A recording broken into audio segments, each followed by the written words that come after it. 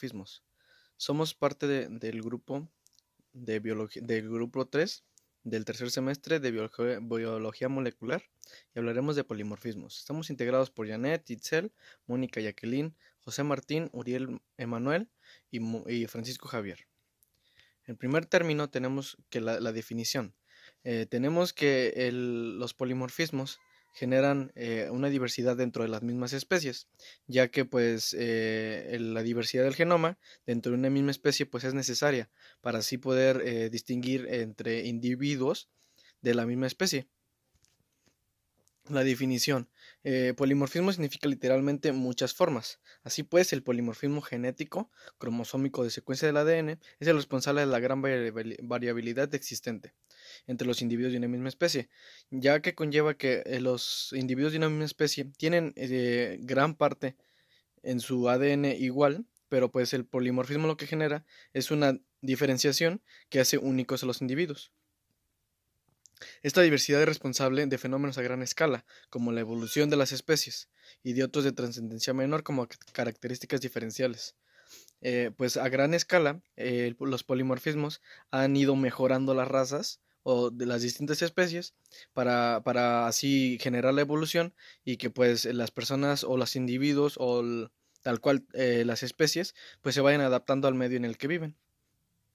Un polimorfismo implica que una de dos o más variantes de una secuencia particular de ADN.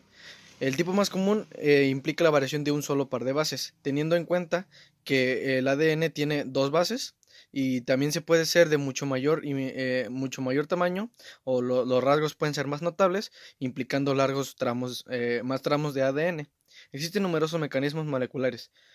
Tenemos las causas, que son la recombinación homóloga, la segregación de cromosomas, las mutaciones, las duplicaciones y las transposiciones. Los tipos principales de polimorfismos son los polimorfismos génicos, los polimorfismos genéticos, los polimorfismos en regiones no génicas y por último los polimorfismos en el genoma mitocondrial. Tenemos los polimorfismos génicos, los polimorfismos genéticos, polimorfismos en regiones no génicas, polimorfismos en el genoma mitocondrial.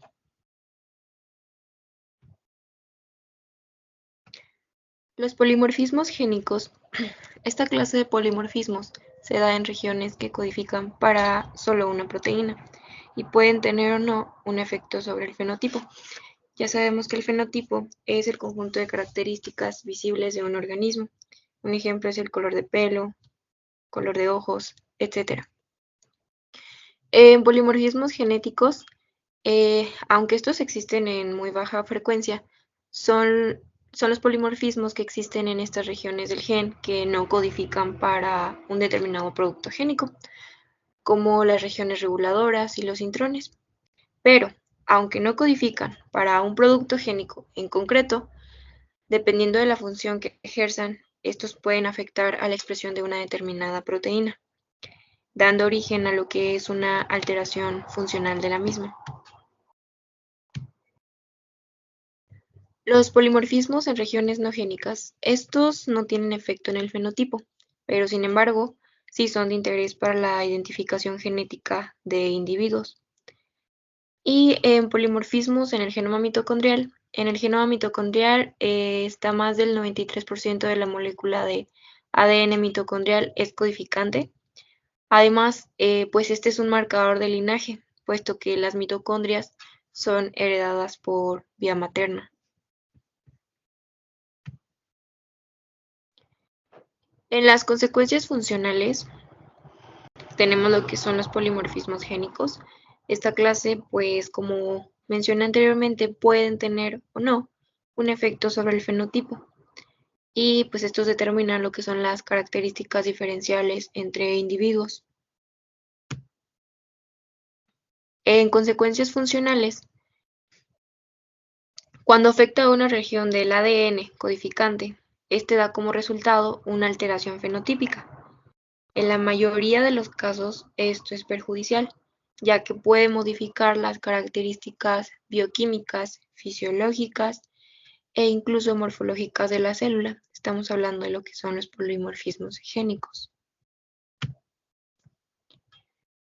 Solo en casos excepcionales esta variación o mutación puede ser beneficiosa.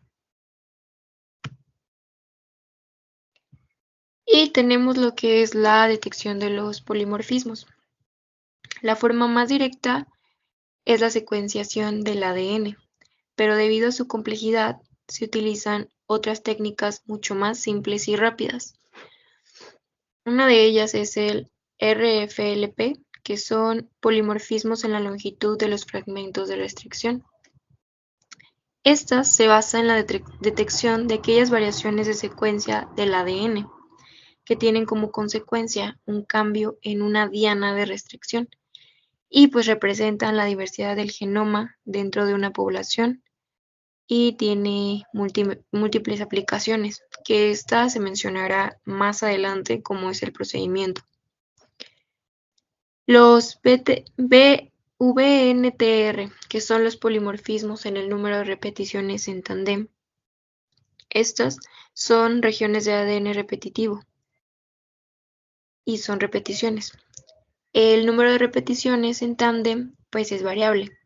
Estos nos proporcionan información para el análisis del ligamento genético y para la identificación de individuos en pruebas forenses y de paternidad. Técnica de RFLP. Sus siglas en inglés significa Restriction Fragment Line Polymorphism.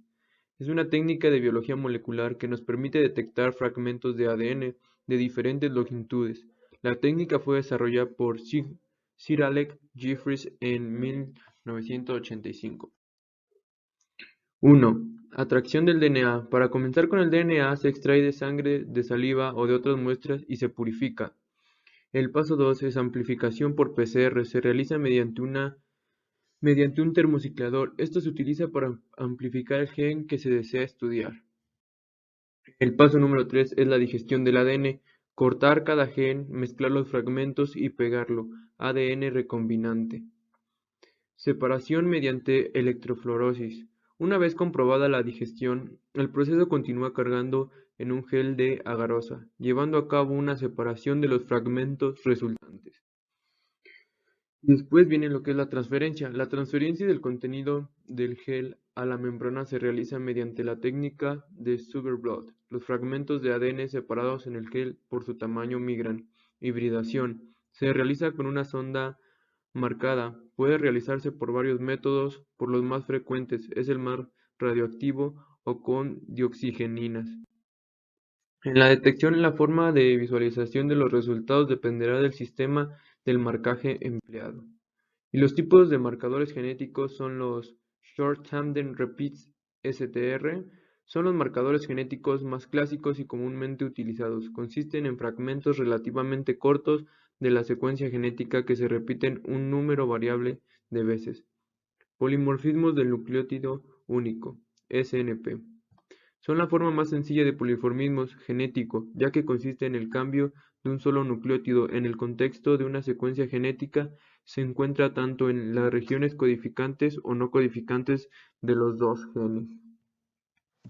Entre los usos que se les puede dar a los marcadores de nucleótido únicos, tenemos que nos ayudan a determinar la variabilidad genética de los individuos. De igual manera, nos ayudan a determinar qué tan propenso eres a desarrollar cierta enfermedad y si esto va a tener alguna agresividad clínica o la forma de responder al tratamiento. Su análisis también nos puede ayudar para saber la procedencia del origen geológico de dicha persona y comparar esta información con la de otras. Otro tipo de marcadores que tenemos son los polimorfismos en el cromosoma Y. Este se transmite exclusivamente por vía paterna, entonces nos permite establecer relaciones con el parentesco biológico a través de esta rama y son de gran interés para el análisis geológico de la persona. Tenemos otro tipo de marcador que son los índices de fenómenos de inserción o de lesión de uno o varios nucleótidos estudiados en la genética forense para saber diferenciar a los diversos individuos y analizar la procedencia geográfica y la pertenencia a dichos grupos poblacionales. Entre las aplicaciones más determinadas de los polimorfismos tenemos que se utilizan como diagnóstico de la paternidad biológica y así dar seguimiento a lo que es los árboles genealógicos. En la genética molecular se utilizan como marcadores moleculares. Otras aplicaciones que tiene son en procedimientos penales para identificar sospechosos con los diversos restos biológicos como es la sangre, el semen y la saliva, en finalidades clínicas como lo son la identificación de biopsias y la posibilidad de recibir o dar algún trasplante de órgano.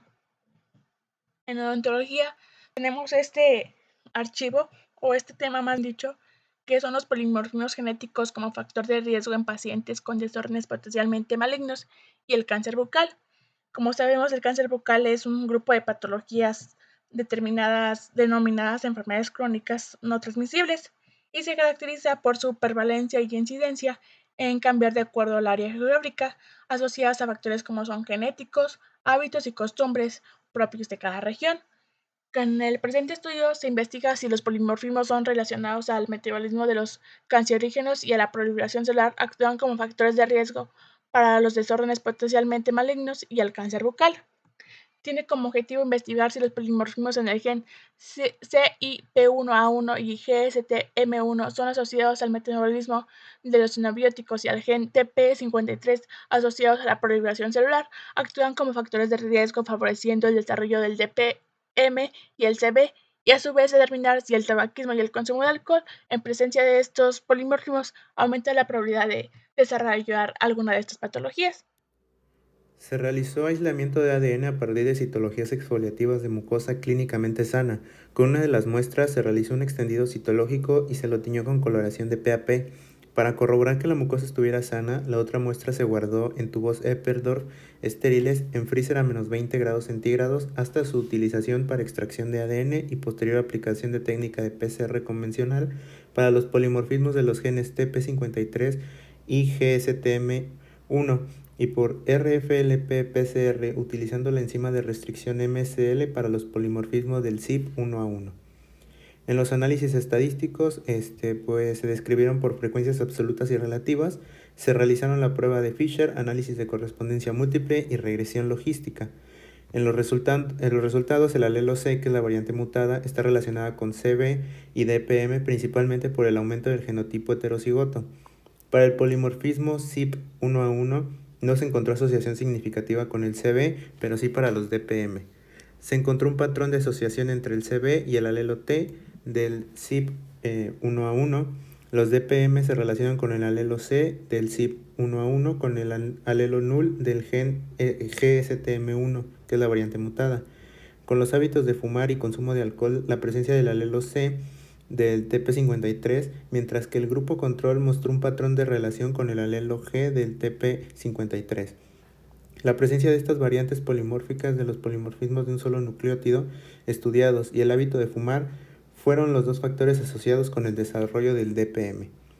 En conclusión, nuestros resultados coinciden con los estudios realizados en poblaciones caucásicas. Se sabe que existe una relación del CNP con la distribución geográfica.